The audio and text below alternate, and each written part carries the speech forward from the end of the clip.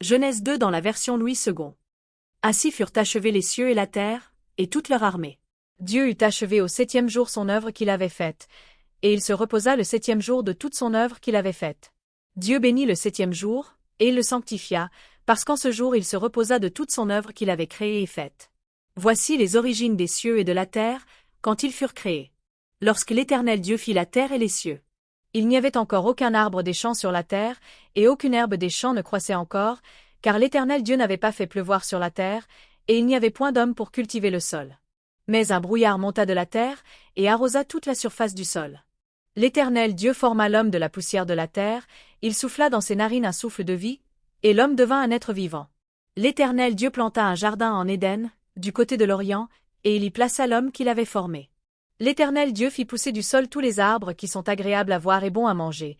Il fit aussi pousser l'arbre de la vie au milieu du jardin, et l'arbre de la connaissance du bien et du mal. Un fleuve sortait d'Éden pour arroser le jardin, et il se divisait en 4 bras. Le nom du premier est Pichon. C'est celui qui entoure tout le pays de Havila, où il y a de l'or. Cet or de ce pays est pur. On y trouve aussi le délium et la pierre d'onyx. Le nom du second fleuve est Gion. C'est celui qui entoure tout le pays de Cush. Le nom du 3e fleuve est Hiddekel. C'est celui qui coule à l'orient de la Syrie. Le 4e fleuve est l'Euphrate.